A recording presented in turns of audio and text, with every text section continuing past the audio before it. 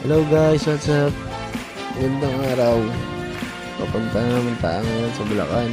Nakalabas lang natin ang pier. Dito tayo ngayon sa Skyway. Ngayon kasama ko din si Kuya Charlie, siya yung nagbibideo.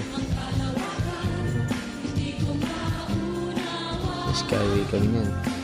Punta kami ng Bulacan sa Bodega. Hey guys.